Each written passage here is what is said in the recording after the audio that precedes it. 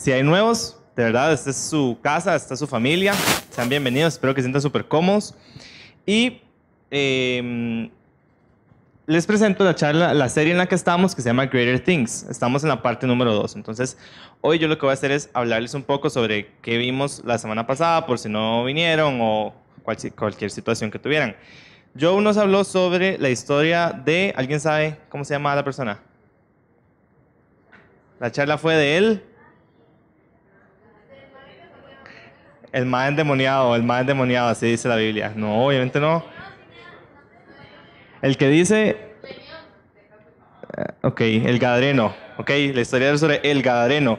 Si quieren apuntarlo, eso está en Mateo 28, mentira, Mateo 8, del 28 al 34, y en Marcos 5, del 1 al 20. Entonces, básicamente lo que les voy a contar es de qué se trató. Esta serie, Greater Things, es sobre el poder transformador de Dios. Es lo que no me están poniendo atención aquí. Es sobre el poder transformador de Dios. Lo que vimos la semana pasada, lo que yo nos hablaba, era sobre cómo Dios puede hacer un cambio de identidad en las personas. Y veíamos el ejemplo del Gadareno. Entonces, el Gadareno era este mae que estaba total y completamente loco, pero más allá de estar loco, lo que estaba era endemoniado, ¿verdad? Yo siento que a veces uno trata de imaginarse cómo es una persona endemoniada y él decía que tenía una legión de demonios viviendo en él. O sea, les apuesto que ni siquiera cuando uno ve como esas como extreme makeovers o esas como, no sé si han visto, el otro día hablamos sobre esos cambios que se hacen los famosos, que se hacen como cirugías estéticas y después quedan como personas totalmente diferentes. Nada de eso se compara con como ese mae llegó a ser transformado. El mae se veía de fijo súper mal, el mae dice que andaba desnudo totalmente, vivía en los sepulcros, ¿verdad? En cementerio, de cementerio en cementerio. Imagínense el mae así, total y completamente, como dirían ustedes, en la papa, ¿verdad? Resulta que este mae, la gente le huía, la gente le tenía incluso miedo, la gente era como, y mae, este mae, ¿quién es? Todos huían de él. Y resulta que un día él llega y tiene un encuentro con Jesús. Y Jesús llega y expulsa esos demonios de él y lo transforma de manera tal que la persona ahora es una persona cuerda. Y más allá de su apariencia física, que es total y completamente renovada, Jesús le dice, hey, vaya y cuéntele a su gente lo que yo acabo de hacer por usted, ¿verdad? Esa transformación que yo hice por usted. El Gadareno era de una ciudad que se llama Gadara. Resulta ser que era parte de la provincia de Decápolis, una provincia muchísimo más grande. Y este man, el Gadareno, en vez de ir únicamente a su familia, a su casa, a hablarle sobre Dios, él va a hacer sobre todo Decápolis, es decir, sobre 10 ciudades enteras a contar sobre el poder de Dios. Entonces, lo que vimos la semana pasada era la forma en que Dios transforma a un mae endemoniado, total y completamente loco, segregado, humillado, en un discípulo de Jesús y un predicador, una persona que va a predicar el nombre de Dios y de Jesús. Y no sé, eso a mí me parece chivísima, porque todos somos un poco testimonio de esa historia. Muchos de nosotros hemos sido transformados de la manera en que el Gadareno fue transformado en alguna área de nuestra vida. Entonces, de verdad, los invito, si no lo han hecho, que busquen la historia. No hace falta que se aprendan los versículos que les dije, nada más pongan en Google Gadareno y les va a salir, se los prometo. Y léanla, y más allá de leerla solo para saber quién era, léanla para ver cómo en serio Dios puede transformar absolutamente cualquier cosa. La identidad de este maestro estaba totalmente perdida y Dios le dio una nueva identidad totalmente distinta. Entonces, eso es más o menos lo que vimos la semana pasada. Saludo.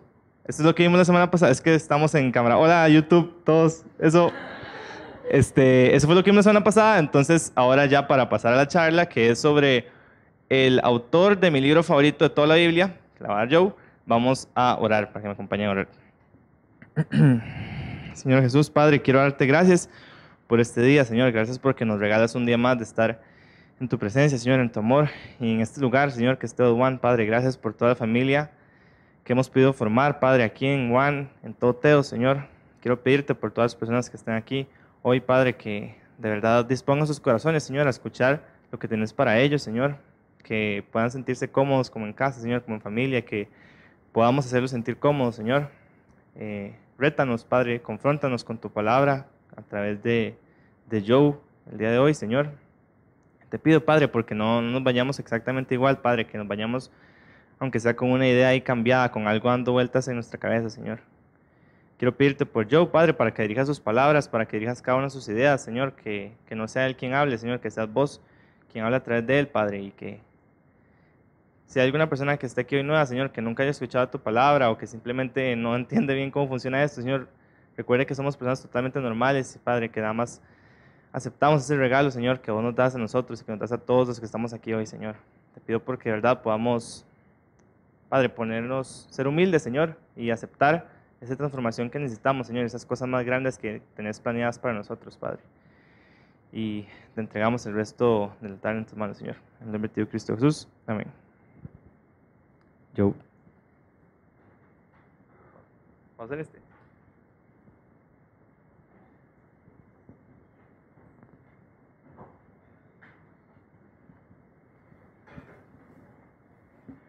¿Cómo les va? Los que nos van a ver en YouTube, igual de la introducción que habló Robbie, la pueden buscar en la página. Esta es la primera serie que vamos a subir toda después de las pruebas que hicimos. Estamos en esta serie y hoy vamos a tocar un pasaje que es parecido pero diferente. Es el mismo principio, la misma sustancia. Cómo Dios puede transformar la vida de alguien.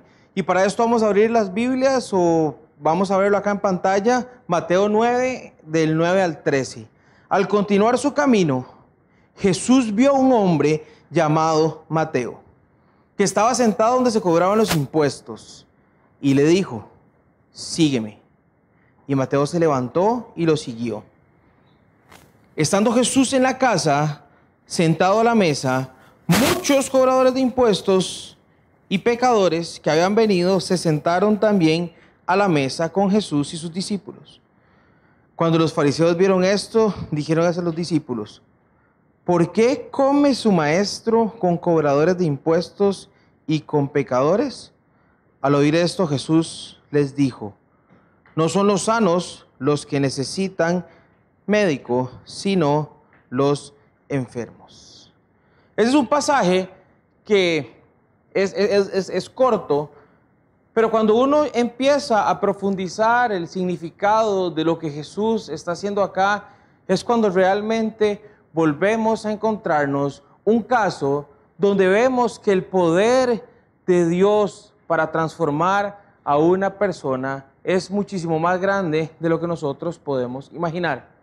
No solo porque son transformaciones, como decía Robbie ahora, que son físicas, emocionales, sino que son transformaciones espirituales que llegan a afectar a la persona en su eternidad.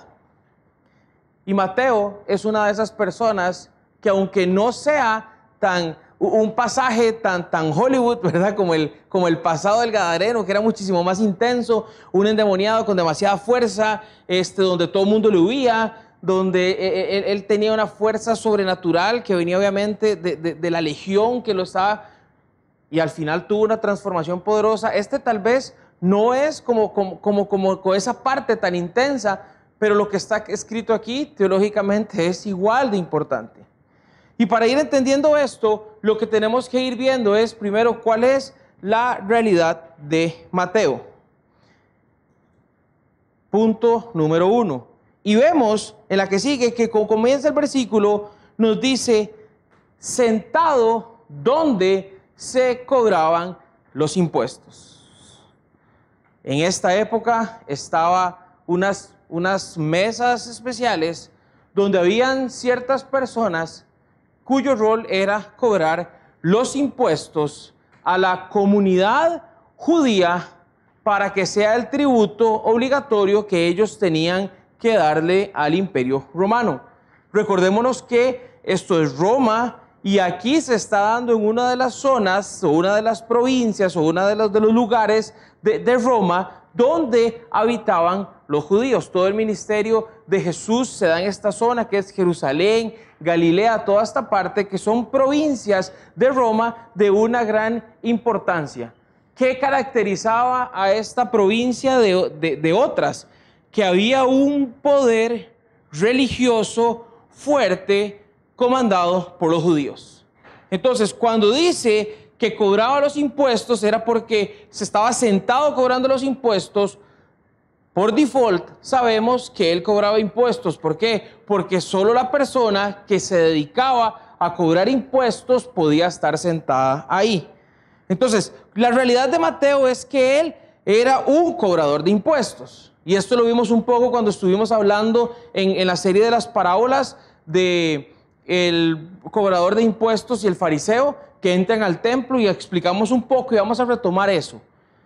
Cobrador de impuestos es una persona a la que se le había dado el derecho de recaudar los impuestos internos para Roma.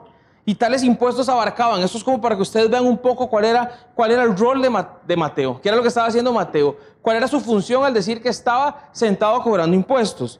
El del censo, que cada persona tenía que pagar, y era muy insultante para los judíos en vista que era un reconocimiento tácito de su sumisión a Roma. O sea, todas las familias tenían que llegar y reportarse prácticamente como un censo, llenar ciertas características para que el Imperio Romano pudiera ver de cuánto era la colonia, cómo eran las familias, qué era lo que tenían, etcétera, etcétera, etcétera. Y tenían que pagar un tributo para hacer eso, y era obligatorio, era un impuesto.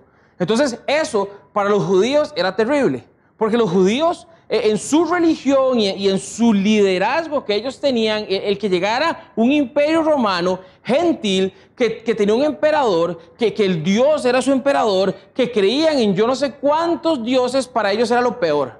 Entonces, el tener que pagar un impuesto de esta naturaleza para ellos era una humillación.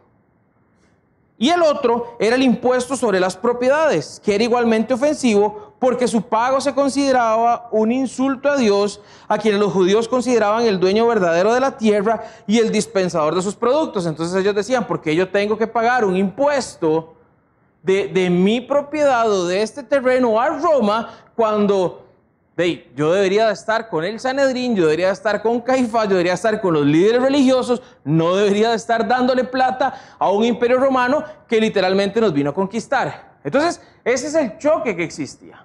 Es un choque cultural, es un choque ideológico, es un choque religioso, donde si bien es cierto, el imperio romano se había llegado a conquistar toda esa región, los judíos tenían que someterse. Sin embargo, por el poder religioso de los judíos, habían ciertas flexibilidades que el Imperio Romano le permitía a estos judíos, que al final de cuentas terminaban teniendo un punto de equilibrio de negociación, que era con el Sanedrín, los líderes religiosos que estaban comandados por la élite de los fariseos.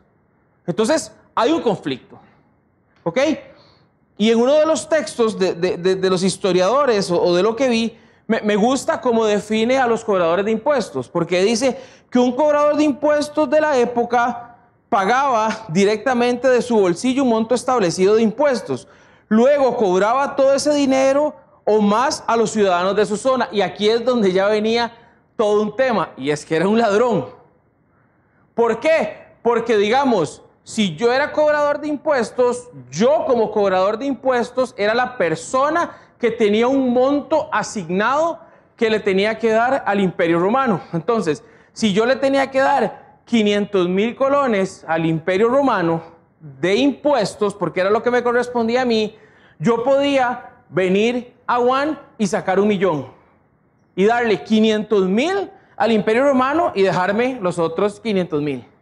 Estaban respaldados y tenían esa capacidad de extorsionar literalmente a la gente. Entonces, ¿qué era lo que hacía? Obviamente sacaban muchísimo más de lo que les correspondía y le daban al Imperio Romano el monto que ellos tenían definido. Entonces, imagínese, póngase usted en los pies de los judíos, ¿verdad? Que llegue usted y que usted sepa que el impuesto que tiene que pagar es de un tanto por ciento, y que después usted venga y le digan, Salado, usted tiene que dar más de ese porcentaje porque yo digo, porque me lo respalda, y Salado, o se calla o le quitamos todo, y peor aún, si no va preso y lo mandamos con los romanos y la cosa se pone más complicada. Entonces, era un tema intenso, ¿verdad?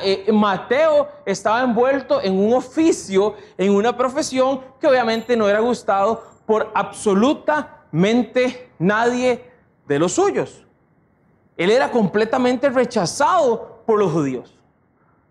Y es precisamente lo que dice en la siguiente diapositiva. Eran personas, y así lo caracterizan los historiadores cuando habla de los cobradores de impuestos, eran personas universalmente detestadas en todo Israel. O sea, un cobrador de impuestos era lo peor que existía. Era una basura.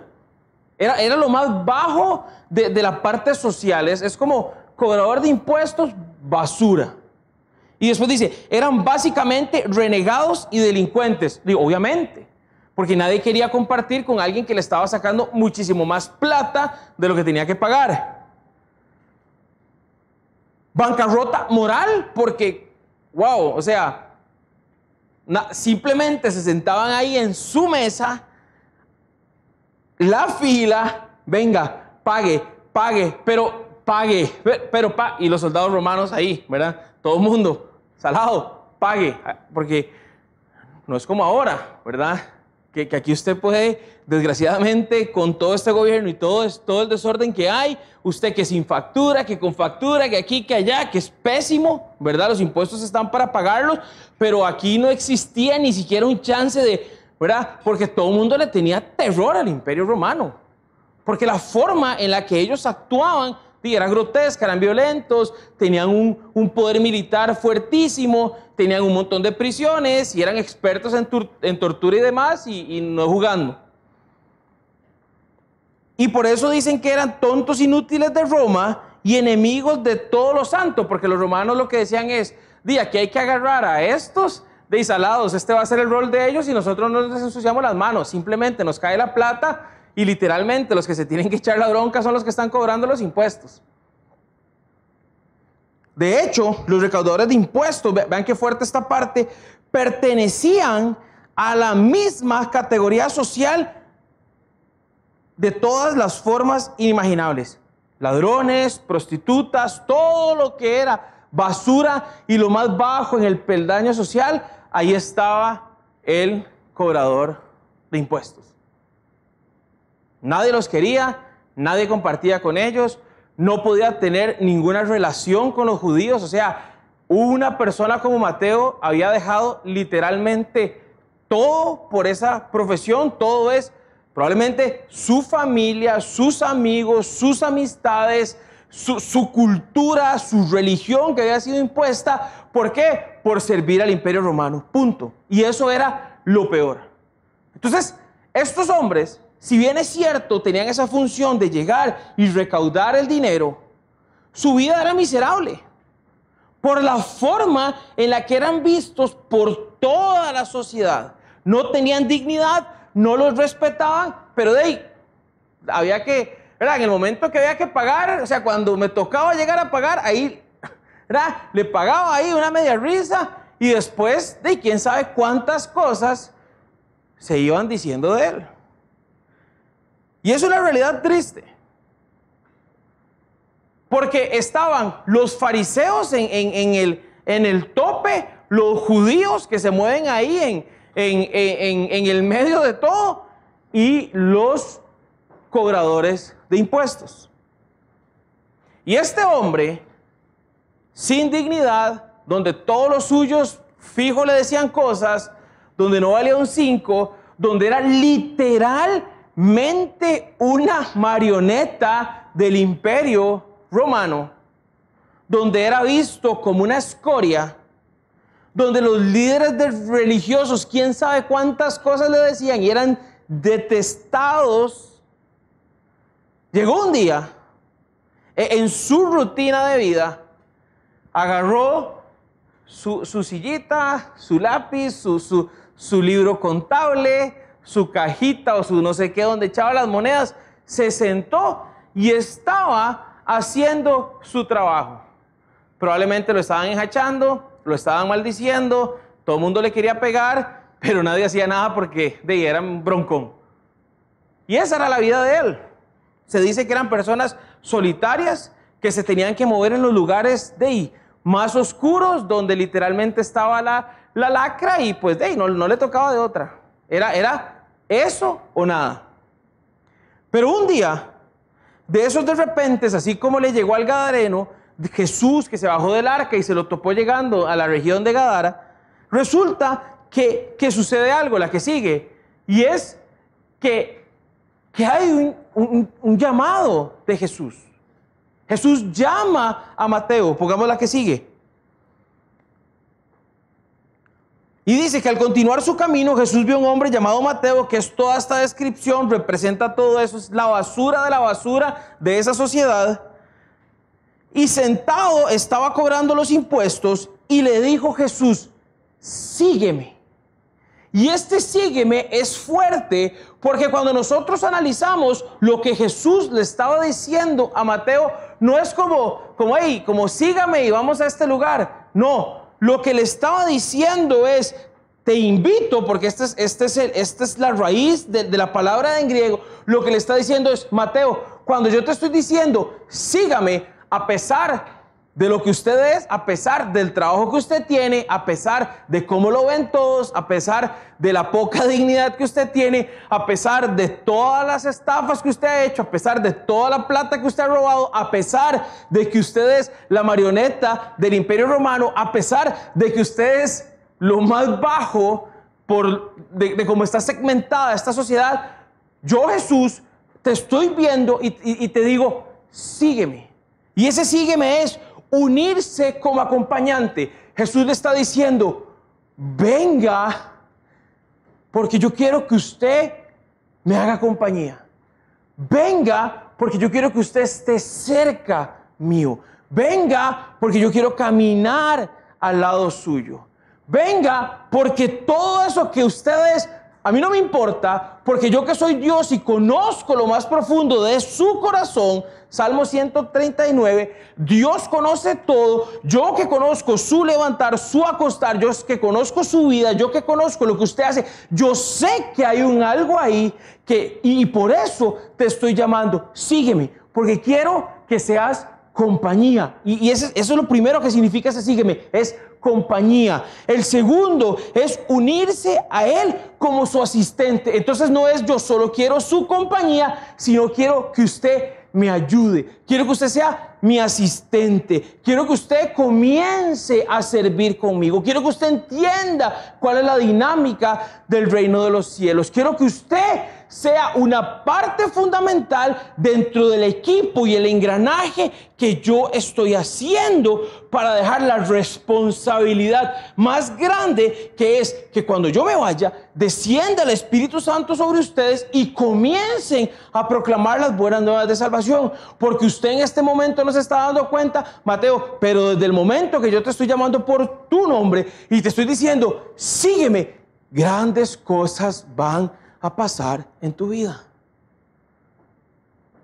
Sígueme, porque quiero que seas mi acompañante. Sígueme, porque quiero que seas mi asistente. Y la tercera es, sígueme, porque quiero que seas mi discípulo. Mateo, sígueme, quiero enseñarte. Mateo, sígueme, quiero mostrarte lo que tú eres. Mateo, usted no es eso. Hay algo más grande que eso, Mateo. Hay algo más grande que esa vida que usted está siguiendo. Hay algo más grande que estar en esa escala social. Hay algo más grande que ser el odiado. Hay algo más grande que ser el que está solo. Hay algo más grande que ser el que está robando. Hay algo más grande que es ser la marioneta de los romanos. Sígueme, porque te voy a enseñar. Sígueme, porque vamos a caminar 3 años. Sígueme, porque vas a hacer milagros, señales, prodigios. Sígueme, porque vas a ser mis discípulos. Sígueme, porque vas a ser parte de los mártires en la proclamación del Evangelio en Judea, Samaria y hasta los últimos confines del universo. Sígueme, porque usted está en el equipo titular y hoy lo estoy convocando. Así como Machillo Ramírez dio la lista y a uno no le gustó, y Machillo Ramírez conoce ciertas cosas que uno ni siquiera ve, así las ve Dios.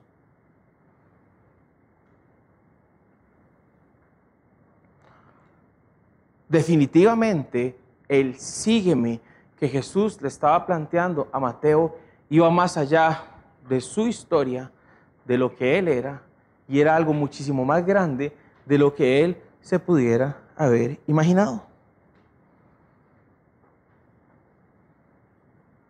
Y es por eso que Mateo tiene una respuesta a ese llamamiento que le da Jesús. Y vean cómo responde Mateo. Y Mateo se levantó y lo siguió. Y yo pongo esto. Es la reacción inmediata que se da cuando la gracia de Dios es derramada. O sea, cuando ese regalo inmerecido de Dios, o sea, el que Mateo, con lo que él representara, fuera llamado en ese momento por su nombre, por el Mesías, Mateo se movía por donde Jesús estaba. Dicen todos los teólogos y los que han estudiado que es muy probable que por el impacto que Jesús había tenido en esa zona, que Mateo supiera quién era el Mesías, quién era Jesús.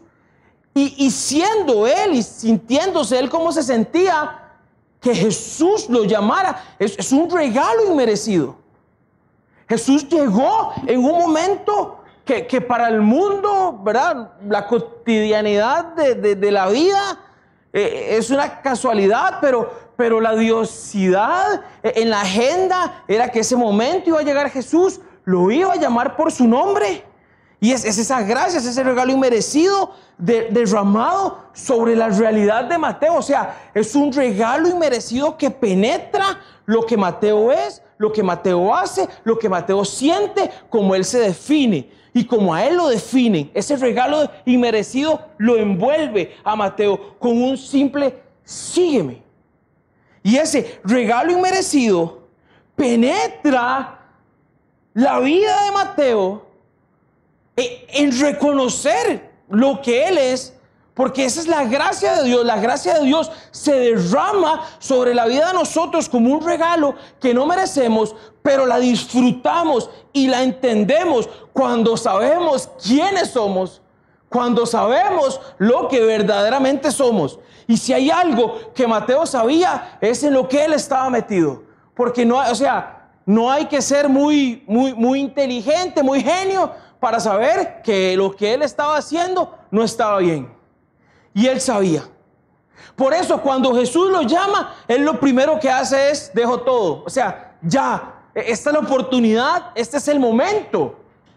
¿Me explico? Y eso es increíble, porque es el regalo de Dios penetrando la identidad, la profesión, lo que hace, lo que piensa, su pasado.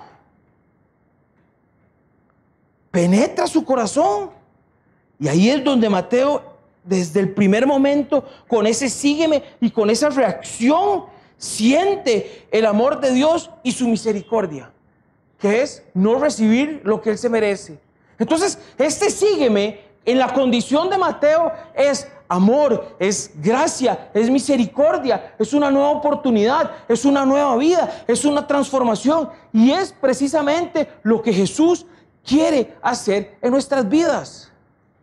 Esta semana, una de las personas que está acá, en un momento, ¡pum!, no lo tenía presupuestado, simplemente me llegó un mensaje y me dijo, esto es lo que yo soy. Y no quiero. Yo vi ese mensaje y mi corazón se quebrantó y realmente me conmovió, porque eso es precisamente ese encuentro de gracia, misericordia, amor de Dios, que penetra lo más profundo de nuestro corazón, que penetra lo más profundo de nuestra vida, donde cuando hay sinceridad genuina de lo que yo soy, de lo que yo represento, de lo que yo expreso, de lo que mi testimonio habla, es abrazado y es transformado desde ese momento. Porque eso es lo que Jesús quiere, eso es lo que Dios quiere. Dios quiere que nosotros realmente seamos sinceros con lo que nosotros somos y saber que no somos perfectos y saber que vamos a fallar, para que Él pueda hacer ese derrame de todas estas cosas increíbles que tiene para nosotros. Y Mateo lo sabía, por eso se levantó y se fue. detrás de él. ¿Qué impedía a los fariseos poder recibir esa gracia, esa misericordia, ese amor de Dios? Su orgullo, que creían que estaban bien, que se creían perfectos, que eran unos necios, que eran unos ciegos espirituales. Pero Jesús sabía que en ese corazón de Mateo había arrepentimiento. Jesús sabía que Mateo no estaba bien. Jesús sabía que esa vida que él estaba teniendo no lo hacía feliz. Jesús sabía que se sentía solo. Jesús sabía que se sentía avergonzado. Jesús sabía que no tenía absolutamente nada de dignidad, porque eso era lo que él representaba y a eso se acostumbró a vivir. Y Jesús le dice: sígueme, Mateo, sígueme. Y Mateo se levanta. ¿Y qué pudo haber pensado Mateo? Esto es más grande que la riqueza. Esta gracia, este amor, esta misericordia es más grande que la riqueza, es más grande que estas monedas, es más grande que estos tributos, es más grande que reportarle al imperio más grande que jamás haya existido, el de Roma. Esto es más grande que todo. Es más grande que todo este dinero que tengo acá, porque ellos manejaban mucho dinero y se robaban mucho dinero. Esto es más grande que eso. Esto es más grande que mi pasado. O sea, sígueme, ya mi pasado. No solo estoy dejando este banco donde estoy trabajando, estoy dejando mi pasado, porque esa gracia, ese amor, esa misericordia, simplemente la estoy sintiendo y ya lo que yo era no importa, ya lo que yo hice no importa, porque hay alguien que es Dios, que es Jesús, que me está llamando por mi nombre para que me siga, porque quiere compañía, porque quiere que lo asista, porque quiere que sea el discípulo. Ya las riquezas no valen, ya el pasado no vale, ya mi estatus no vale, ya las humillaciones no valen. Y eso es lo que Dios quiere que hagamos cuando Él nos llama, es dejemos atrás todo y comencemos a caminar y a correr con la mirada puesta en quién, Hebreos, en Jesús, autor y consumador de nuestra fe. Mateo se levantó, dejó todo lo que era y comenzó a seguir este proceso al cual Cristo nos está invitando, y por eso constantemente nos está llamando por su nombre, para que demos ese paso de fe y dejemos absolutamente todas las cosas que sabemos que tenemos que dejar para saltar en fe a sus brazos. Y Mateo lo dejó todo.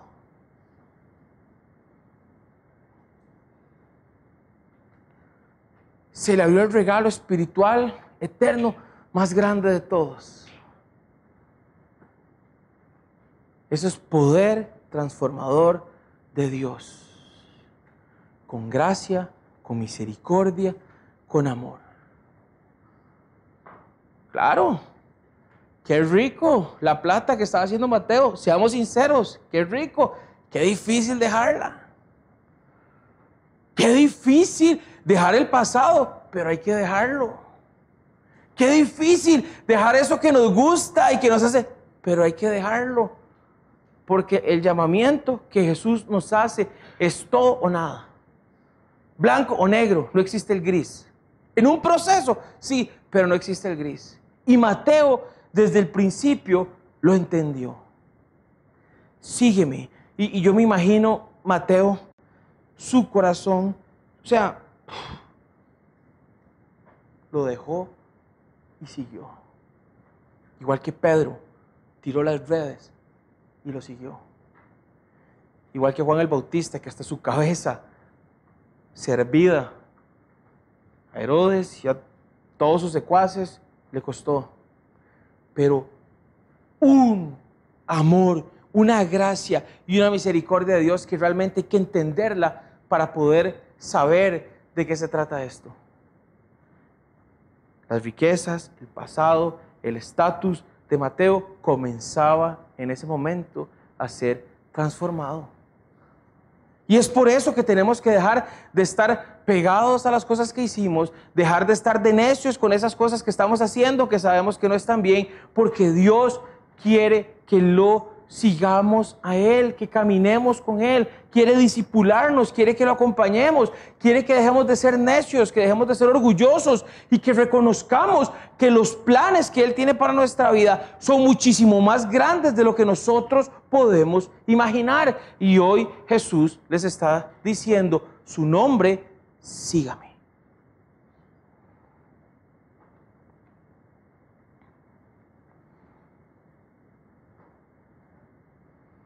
Y después se da un momento donde todos empiezan a cuestionar lo que Jesús hizo, y Jesús, que es Dios, defiende lo que Él hizo con estas palabras. Al continuar su camino, Jesús vio a un hombre llamado Mateo, que estaba sentado donde se cobraban los impuestos, y le dijo: sígueme. Y Mateo se levantó y lo siguió. Estando Jesús en la casa, sentado a la mesa, muchos cobradores de impuestos y pecadores que habían venido se sentaron también. Claro, porque todo el mundo dijo, llamó a Mateo, siendo Mateo. O sea, ¿cómo se llama eso? Es un caos colectivo. Es como, wow, o sea, Jesús llamó a uno de nosotros, digamos todos. O sea, esta es la oportunidad. Y me gusta porque dice, a los cobradores de impuestos y pecadores que habían venido, se sentaron también. La misericordia, la gracia de Dios se activa con Mateo, pero va parejo para todos. Los que lo siguen, los que lo reconocen. Jesús se sienta a comer con ellos y viene un choque entre la élite de los que supuestamente mandaban con Jesús por la inclusión de Jesús a estos hombres que no representaban para ellos absolutamente nada más que escoria. Y los fariseos vieron esto. Claro, los fariseos conocían, no iban a ir a donde Jesús porque sabía que se las iba a aplicar. Entonces van donde los discípulos, pero Jesús, que todo lo conoce, que todo lo sabe, escucha. Porque dice, va donde los discípulos, y cuando los fariseos vieron, le dijeron a sus discípulos: ¿por qué come su maestro con cobradores de impuestos y con pecadores, metiendo cizaña? ¿Verdad? Como diciéndoles, oiga, porque aquí había pasado algo. A los ojos de los judíos, todas las personas que para este momento habían sido llamadas por Jesús como verdaderos discípulos, eran personas normales. Sí, humildes y todo, pero normales. Pero es que aquí ya se estaba rompiendo un paradigma. Me explico. Ya aquí Jesús estaba llegando, para los ojos de los fariseos, a la basura. Ya, estaba Pedro, estaba el hermano, estaban los otros, pero ellos eran más expulsadores, tranquilos. Pero ya aquí se estaba dando un mensaje con una autoridad espiritual más fuerte de lo que nosotros podemos ver. Y por eso empieza este conflicto, donde llegan y se vuelven los fariseos y le dice a ellos como, oiga, ustedes están siguiendo a este hombre y vea a quién está llamando a este hombre. Ustedes que son relativamente normales y todo, o sea, ustedes van a seguir a este que llama la basura de Jerusalén, de Israel. Ustedes lo van a seguir. Y se vuelve Jesús, que escucha todo, que todo lo sabe, y con toda la sabiduría de lo alto le dice: no son los sanos los que necesitan de un médico, sino los enfermos. El llamamiento de Mateo a Jesús, de Jesús a Mateo, desencadena un conflicto. Los que creían que estaban bien, los fariseos versus los publicanos, que son los cobradores de impuestos, los religiosos versus aquellos que se arrepintieron, las obras que ellos querían hacer versus la gracia de Dios, porque eso eran los fariseos. Yo todo lo hago, yo me doy una piedra en el pecho, yo voy a la sinagoga, yo leo la Torá, yo hago buenas obras. Y no, Jesús les estaba diciendo: papitos, no están entendiendo, aquí yo estoy recetando a todo el mundo parejito. Aquí no solo estoy llamando a Mateo porque es parte de mi plan, sino que este llamamiento está atrayendo a más como ellos, y porque hay algo que yo quiero es que ustedes entiendan a partir de ahora, y es que por esta gente es por la que yo vine. Porque yo me opongo a los necios y a los orgullosos y a los ciegos como ustedes, que no han entendido que todo se trata de la gracia, el regalo inmerecido de la misericordia de mi Padre y mía. Es fuerte lo que está pasando aquí. La salvación es un regalo inmerecido de Dios para los hombres. Y el tema es que ese es un breaking point, un punto de quiebre, que es reconocer ese estado. He pecado y necesito salvación. Y eso es lo que todos hicieron. O sea, Jesús alborotó el panal. Mateo, yo me voy. Y los otros es, no. Jesús utiliza una analogía de la salud física para revelar una verdad celestial. Y esto es importante que lo entendamos bien. Cristo vino por los pecadores, y el primer paso para que Cristo pueda llegar a habitar en nosotros es que tenemos que reconocer que es lo que somos. Hombres, mujeres comunes y corrientes que necesitamos del amor de Dios todos los días. Todos los días. Por eso yo recibí este mensaje, lo leí y yo dije, qué fuerte. Porque es duro reconocer lo que uno es. Es durísimo. Y doble puntaje si uno se lo cuenta a alguien. A modo de accountability. A modo porque espiritualmente es lo más grande, pero humanamente uno lo ve como una humillación, como, oh, esto es lo que soy. Esto es un mensaje sobre la gracia de Dios. Y Jesús lo dejó claro. Él vino por aquellos que son menos, aquellos que tienen posiciones vulnerables, aquellos que han pecado, aquellos que están lejos de Dios. Y eso es lo que todos nosotros somos, a menos que lo reconozcamos a Él como nuestro Señor y Salvador y que respondamos, como respondió Mateo, al llamamiento que Jesús le dio. Los pecadores que reconocen su condición y deciden creer en Él y seguirlo como su Señor y Salvador son aquellos que son salvos. Y es que esto es una maravilla. Y Él lo dice, no son los sanos. Le está diciendo, es que fariseos, no es así. Es que yo vine por ellos. Yo vine por ellos. Y usted es como ellos, pero usted cree que está sano y no. No se engañe. Deje de estar viendo a los demás, debería de ver su corazón, debería en lugar de estar juzgando, examinarse. Y comenzó la nueva aventura, la nueva vida de Mateo. Fue sacado de lo más bajo de la sociedad de Israel, del tiempo de Jesús, a pasar a caminar al lado como acompañante, como asistente, como discípulo. Y a Jesús no le importó lo que hizo, a Jesús no le importó su pasado, a Jesús no le importó sus faltas.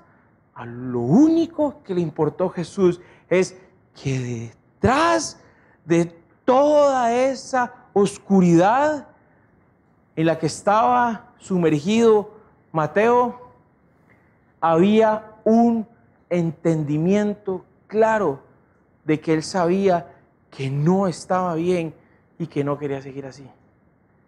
Por eso Hechos 3:19, cuando comienza la predicación de la iglesia primitiva para comenzar a anunciar las buenas nuevas, Pedro dice, arrepiéntanse y vuélvanse a Dios para que días de refrigerio, para que días de descanso lleguen a su vida. Jesús busca corazones que están arrepentidos. Jesús busca personas que sabe que no pueden solas, que sabe que van a caminar con Él, que sabe que se van a someter a su autoridad, que sabe que van a dejar lo que tienen, que sabe que van a dejar todo con el fin de caminar conforme a la voluntad que Él establece. Porque no fue fácil, pero lo hizo y su vida fue transformada. Y el cambio radical de la vida de Mateo está en que pasó de ser cobrador de impuestos a ser un discípulo de Cristo. El gadareno pasó de ser un endemoniado ganadero, bueno, porque andaba con cerdos y todo, gadareno, a ser un testigo del poder de Dios en la vida de él. Apaguemos las luces y pongamos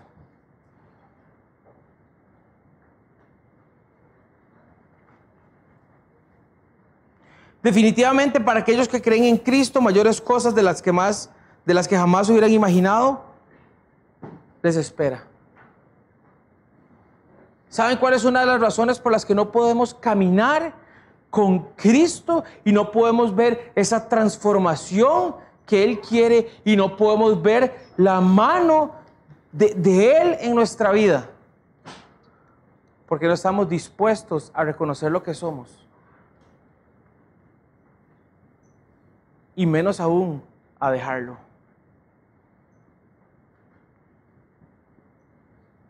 Y lo que Jesús nos está diciendo con Mateo, y es lo que les dice esta noche, es: yo hoy los llamo por su nombre. Yo conozco sus vidas.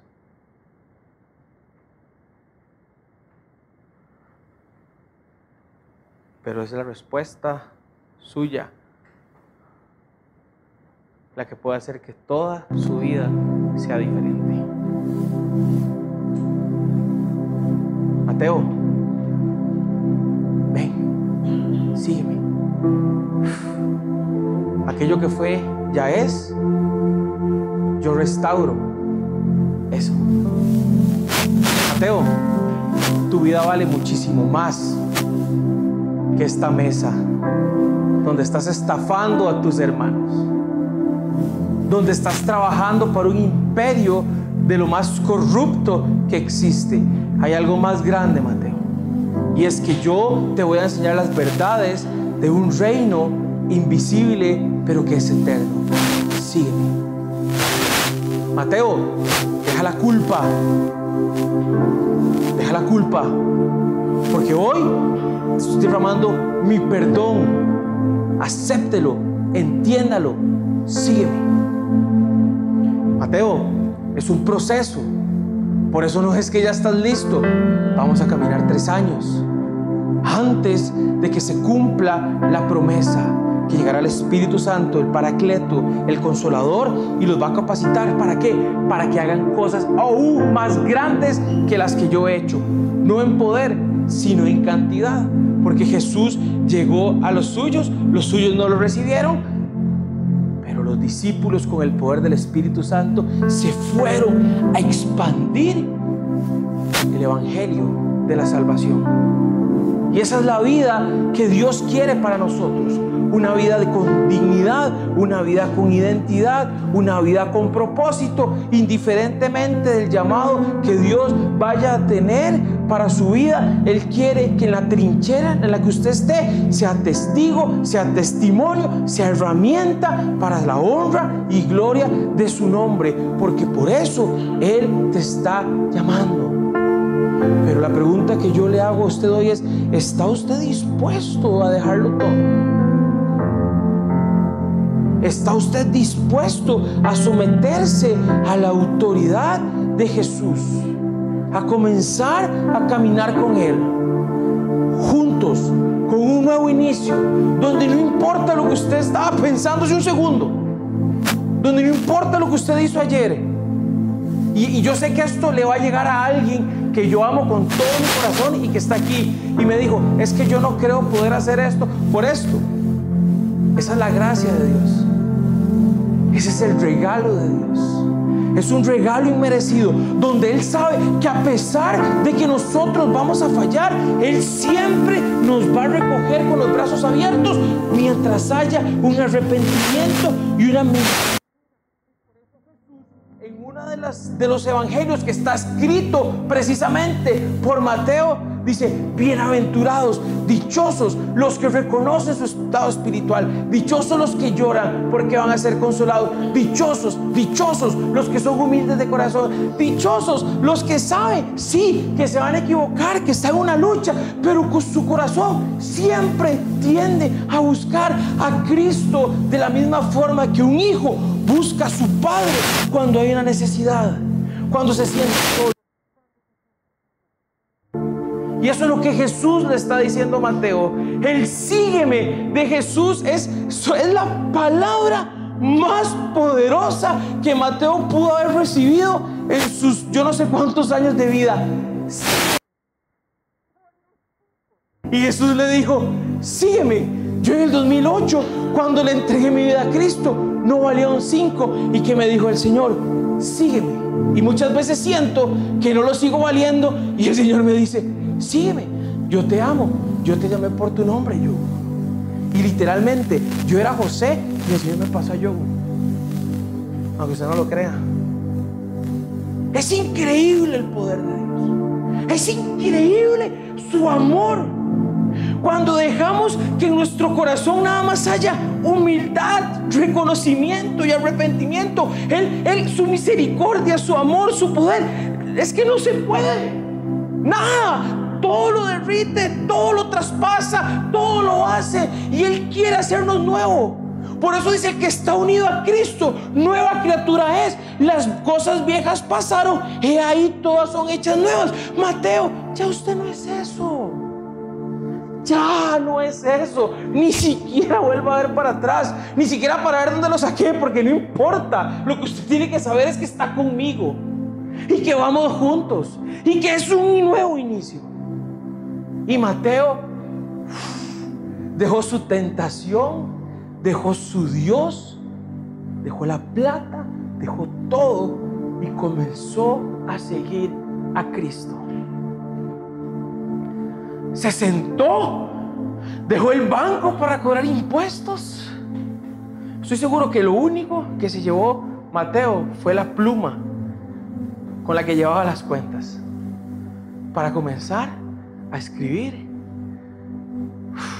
de aquel que lo sacó del hueco más grande. Y si usted lee el Evangelio de Mateo a criterio personal, es para mí de los que más me gustan. Igual que Lucas, Marcos y Juan. Porque habla de Jesús. Y Jesús es el centro de todo. Jesús es amor, Jesús es perdón, Jesús es justicia, Jesús es el alfa, el omega, el principio, el fin. Él es todo. Por Él estamos, por Él vivimos, por Él respiramos, por Él todo. Y Mateo va a escribir sobre aquel que le dio la oportunidad de volver a nacer. Y pasó de una mesa de humillación, de robo, sentarse, ojo qué fuerte, no solo a comer con el Mesías, sino con otros que estaban con la misma necesidad espiritual que él. Y escuchó la defensa más grande que jamás haya podido escuchar. Se levantó Jesús como su nuevo amo, literal, a la élite de los temidos fariseos, y les dijo: yo no he venido por los sanos, yo he venido por ellos que están enfermos, que reconocen su estado, y por eso ellos son dignos de que yo los defienda. Porque yo soy su intercesor, yo soy su intermediario, yo soy todo para ellos. Y comienza la vida de Mateo con Jesús. Y así fue Jesús con todos. Hombres comunes y corrientes con miles de imperfecciones que tuvieron un encuentro cara a cara con Jesús.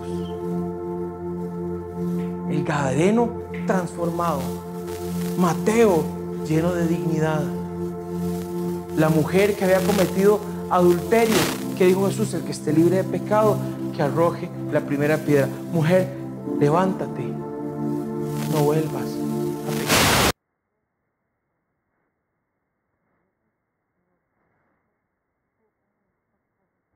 Genética de nuestro ADN, de nuestro corazón, que espiritualmente es ese centro espiritual donde estamos y donde Él quiere gobernar con amor, para darnos identidad, para darnos dignidad, para darnos perdón, para darnos salvación.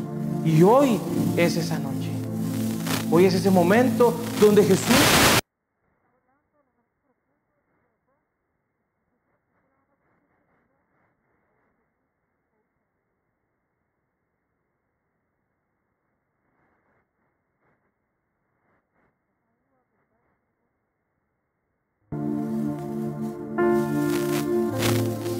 yo no quiero esa tristeza, yo no quiero ese dolor, yo no quiero esas heridas, yo no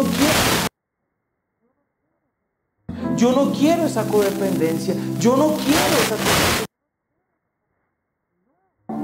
Sígueme. O sea, no seamos necios. Hay alguien de todo lo que vemos, cielo, tierra, visible, invisible, que nos está llamando por nuestro nombre para comenzar de cero una nueva vida con Él. Un propósito mucho más grande de lo que podemos imaginar, que es lo que vamos a ver de hoy en 8.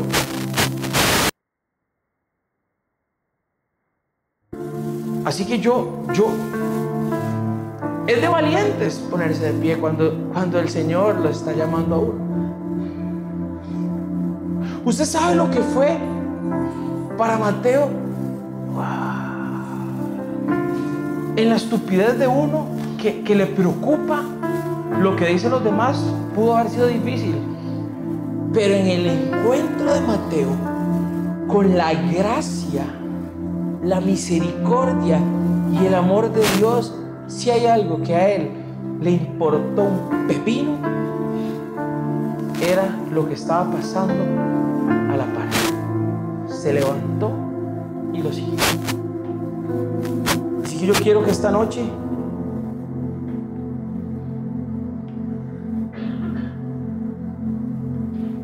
aquí hay de todo. Aquí hay Mateos que nunca le han entregado su vida a Cristo, que Jesús hace rato los está llamando.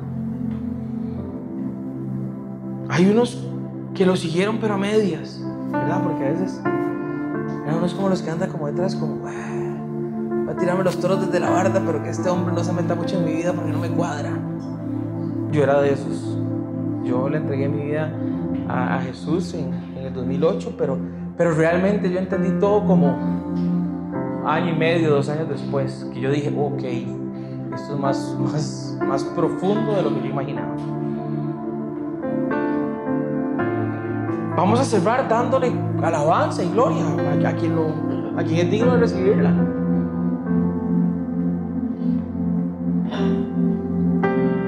Y me gusta porque el coro dice: me acerco a ti, te abro mi corazón, mi vida tuya es. Ya no hay temor, ya no hay humillación, ya no hay nada. Me rindo ante ti, me humillo ante tu amor. Profundo amor que lava mi interior. Eso fue lo que sintió Mateo. Estoy completamente seguro. Yo lo he sentido. Escucha mi clamor. ¿De qué? De te necesito. Sos mi Señor, mi Salvador. Aquí estoy. Fallo, pero aquí estoy. Mi voz levantaré. Jesús, te buscaré. Tu rostro quiero ver. Así que yo quiero que usted se olvide de quién está a la par. En serio. Esto es entre usted y el Señor.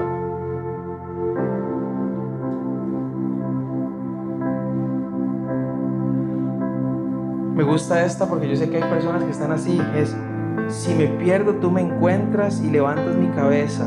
Yo sé que hay muchos que se perdieron y que están aquí porque están en busca de algo. Hoy el Señor los está llamando a ustedes también. Te perdiste, te busqué, te encontré, te amo. ¿Qué importa? Sí, va a ser una lucha, no va a ser fácil, es difícil venir, pero por algo estás acá. Y el Señor lo sabe. Que hay gente que juzga y que ve raro, ¿qué importa? Somos humanos. Pero el Señor es perfecto y Él sabe que en todo eso hay un algo. Y no puedo no leer la primera parte. Ante ti hoy me encuentro y postrado me presento. Tu esplendor me conquistó, con tu paz me abrazas, y eso es lo que yo quiero que usted sienta hoy. Me rodeas con tu gracia, tu amor me inundó. ¿Y sabe cuándo se derramó esa gracia y ese amor? de Mateo, cuando Jesús, sabiendo lo que era, le dijo: sígueme. Hoy el Señor lo está llamando. Así que conforme comenzamos a cantar al Señor, me gustaría que usted tenga un rato de oración y se ponga de pie y dice: sí, Señor, yo respondo a tu llamado.